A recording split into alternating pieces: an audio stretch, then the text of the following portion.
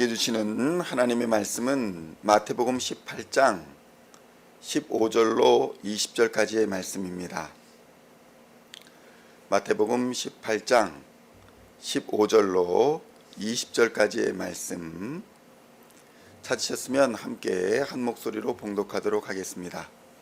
내 형제가 죄를 범하거든 가서 너와 그 사람과만 상대하여 권고하라.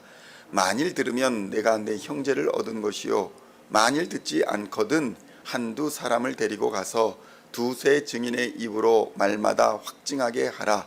만일 그들의 말도 듣지 않거든 교회의 말하고 교회의 말도 듣지 않거든 이방인과 세리와 같이 여기라. 진실로 너희에게 이르노니 무엇이든지 너희가 땅에서 매면 하늘에도 매일 것이요 무엇이든지 땅에서 풀면 하늘에서도 풀리리라. 진실로 다시 너희에게 이르노니 너희 중에 두 사람이 땅에서 합심하여 무엇이든지 구하면 하늘에 계신 내 아버지께서 그들을 위하여 이루게 하시리라. 두세 사람이 내 이름으로 모인 곳에는 나도 그들 중에 있느니라. 아멘.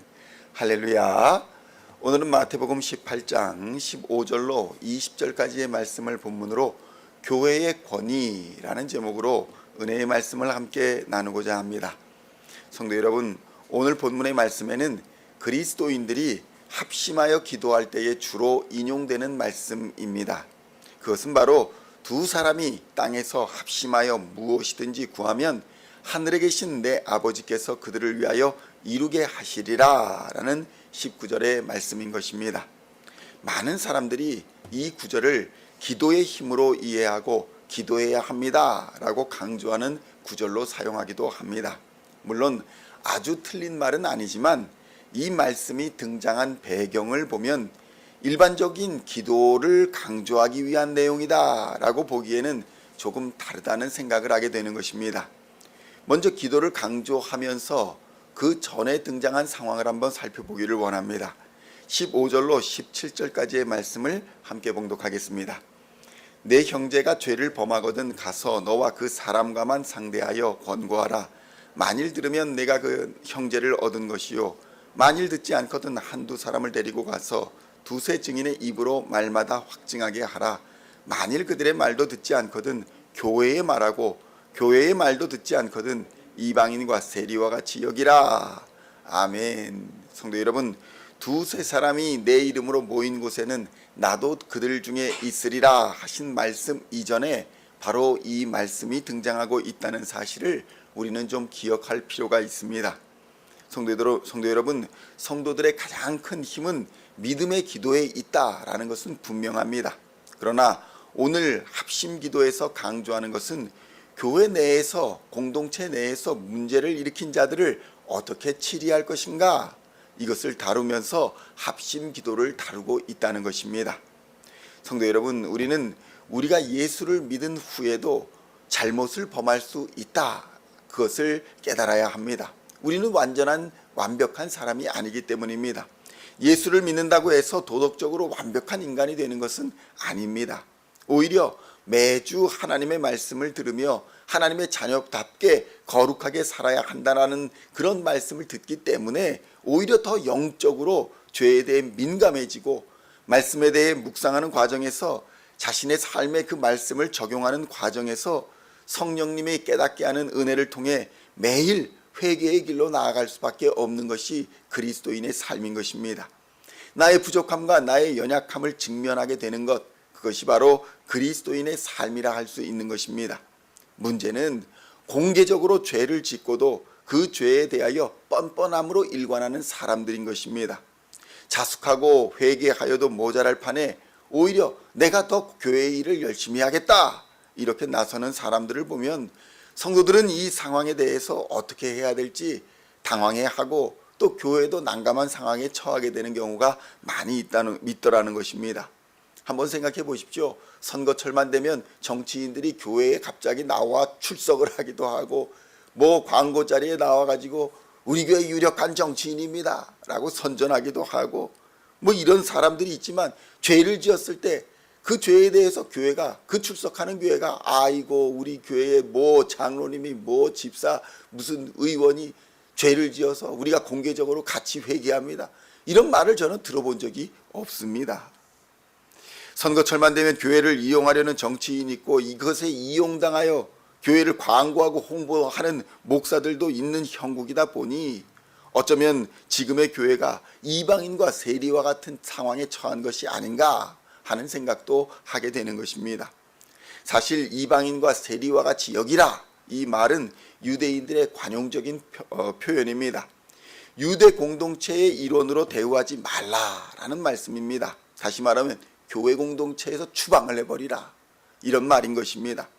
우리말로는 무엇처럼 여기라 라고 번역이 되어는 있지만 사실은 이방인과 세리가 되게 하라 라는 명령어적 이야기입니다. 이들은 절대로 유대의 공동체, 그리스도인의 공동체에 들어올 수 없다 라고 선언하는 말씀입니다.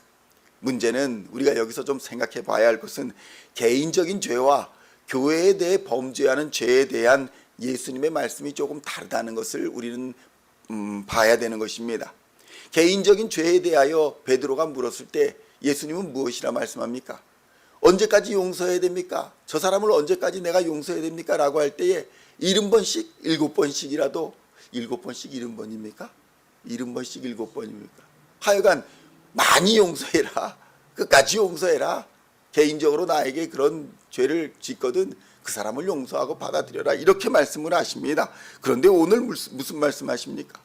교회 공동체에 대해서 죄를 범한 행위에 대해서 다루면서 먼저는 개인적으로 가서 이 문제에 대해서 다루고 다른 사람 모르게 다루고 그리고 두세 사람이 가서 또 다루고 그래도 말을 듣지 않으면 아예 교회 공동체 내놓고 다루어서 아예 발을 붙이지 못하게 하라. 이런 말씀을 들으면 야, 이거 예수님이 하신 말씀인가? 아니 용서해야 되는 거 아닌가? 왜 이렇게 단호하게 말씀을 하시는가? 이런 생각을 하게 되는 것입니다. 오늘은 교회 공동체를 위태롭게 하는 죄의 행위, 이런 행위에 대해서 다루면서 두세 번 듣지 않고 그러면 교회 공동체에서 다루어서 아예 출교를 시켜야 한다고 강하게 말씀하고 있는 것입니다. 성도 여러분, 교회 공동체에 문제가 되는 자들은 교회에서 치리를 하게 되어 있습니다. 그것을 위해서 당회가 있는 것이고 공동의회가 있는 것입니다. 그러나 문제의 사람들을 치리하는데도 절차가 필요하다는 것입니다. 아무리 문제를 일으켰다 할지라도 먼저 피해자와 가해자가 단둘이 만나서 은밀하게 해결하라, 이것을 권고합니다. 가장 기본적으로 문제를 일으켰다 할지라도 그 사람의 인권을 존중한다는 것입니다. 많은 사람에게 막 가타부타 소문을 내면서 이렇다 저렇다 얘기하는 것이 아니라 가해자 피해자가 먼저 만나서 은밀한 중에 둘이 해결을 보시오, 이렇게 말씀하는 것입니다. 그러니까 공산당처럼 드러내놓고 막 돌을 던져서는 안 된다는 말씀입니다. 그럼에도 불구하고 그 사람이 듣지 않고 돌이키지 않으면 두세 사람에게 알려가지고 교회의 온전함과 권위를 세워야 한다라고 말씀합니다. 성도 여러분, 이 말씀은, 예수님이 이 말씀을 하시는 것은 도덕적인 비난을 행동을 한 사람들에 대하여 교회가 적극적으로 나서가지고 처리해라, 이런 말씀이 아닙니다. 중요한 것은 교회라는 공동체는 한 사람의 영혼이라도 구원하는 데에 목적이 있는 것이지 그 사람을 밟아버리고 치리하고 떼쫓아버리고 이것에 목적이 있는 것이 아니라는 말씀을 하시는 것입니다. 잘못을 범한 자들이 이렇게 세 차례에 걸친 그런 과정을 거쳐서 잘못을 돌이켜 교회의 일꾼으로 다시 사용되어지도록 하는 방법으로서 예수님께서 말씀하여 주신다는 것입니다. 잘못을 범한 자들을 구제하는 방식으로서 이런저런 방식으로 교회가 나서서 문제를 해결하여 형제를 돌아오게 하여야 한다라는 권면의 말씀이지 무조건 그냥 문제 일으켰으니 너는 나가라, 이런 형태의 말씀이 아니라는 것입니다. 성도 여러분, 사실 교회에 출석하는 모든 사람들은 연약한 죄인들입니다. 서로의 약점이 있는 사람들입니다. 약점 없는 사람이 아무도 없습니다. 그럼에도 불구하고 서로의 약점을 잡고 비난하거나 뒷말을 해서 문제를 일으켜서는 안 된다라고 예수님께서는 말씀하고 계시는 것입니다. 교회의 권위는 범죄자들을 지목해서 이 사람은 무슨 죄를 지었어, 저 사람은 무슨 죄를 지었어, 이렇게 주홍글씨를 붙이는 곳이 아닙니다. 회개하여 돌이켜 하나님의 사람이 되도록 이끄는 것이 교회인 줄로 믿으시기를 우리 주님의 이름으로 축원드립니다.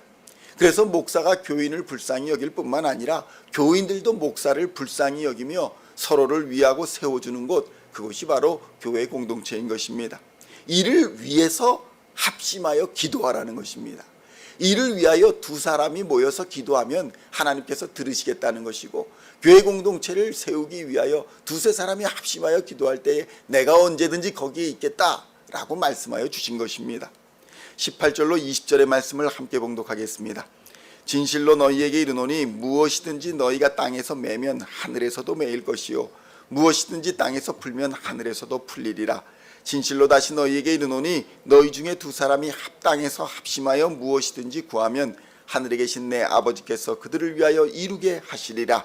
두세 사람이 내 이름으로 모인 곳에는 나도 그들 중에 있느니라. 아멘. 성도 여러분, 그래서 오늘의 말씀은 교회의 권위는 기도에서 나오는 것이고 돌이켜 회개하는 능력의 기도에서 교회가 시작된다라는 것을 강조하는 말씀인 것입니다. 성도 여러분, 그래서 교회는 기도하는 집입니다. 교회 안에서도 여러 가지 문제들이 있습니다. 그러나 우리는 합심하여 기도함으로 나아가야 합니다. 기도함으로 교회의 권위를 세워야 할 줄로 믿습니다. 그러므로 오늘도 교회의 권위는 기도에 있음을 깨닫고 합심하여 예수의 이름으로 기도하시고 전심으로 간구하여 하나님의 선한 뜻을 이루어가는 우리 시온의 공동체가 다 되시기를 우리 주 예수님의 이름으로 간절히 축원드립니다. 기도하시겠습니다. 하나님 아버지, 감사합니다. 오늘도 우리에게 기도의 능력과 기도의 권위를 깨닫게 하여 주시니 감사합니다. 기도의 집에 모여 기도할 때에 하나님 역사하여 주시옵시고, 우리가 전심으로 예수의 이름으로 기도할 때에 하늘에서 매이면 땅에서 매면 하늘에서도 매일 것이요 땅에서 풀면 하늘에서도 풀리리라는 하나님의 말씀이 이루어질 줄로 믿습니다. 주님 역사하여 주시옵소서. 우리가 땅에서 합심하여 기도할 때에 하나님 그 기도를 들으시고 응답하여 주실 줄로 믿습니다. 교회의 본질을 회복하는 교회가 되게 하여 주시고, 서로를 불쌍히 여기며 서로를 섬기며 서로를 세워주며 교회의 일꾼으로 주의 일꾼으로 주의 제자로 그렇게 합심하여 살아가는 우리 공동체가 될 수 있도록 주님 역사하여 주시옵소서. 하나님의 사랑으로 하나 되게 하여 주시옵소서. 하나님의 사랑의 띠로 묶어 주시옵소서. 연합하게 하여 주시고 한 마음이 되게 하시고 한 몸이 되어 주의 뜻을 온전히 이루어가는 교회 공동체가 될 수 있도록 주님 은혜 부어 주시옵소서. 한 마음 한 뜻이 되어 하나님의 뜻을 따라 그리스도의 장성한 분량까지 닮아갈 때에 하나님이 기뻐하시는, 하나님께 영광 돌리는 아름다운 공동체가 될 줄로 믿습니다. 오늘도 하나님을 마음과 뜻과 힘과 정성을 다해 사랑하는 예배자로, 이웃을 정말 내 몸과 같이 사랑하는 전도자로 그렇게 살아가는 우리 시온의 모든 성도들 다 되게 하여 주실 줄로 믿으며 기도에 응답하실 우리 주님을 기대하오며 우리 주 예수 그리스도의 이름으로 간절히 기도하옵나이다. 아멘.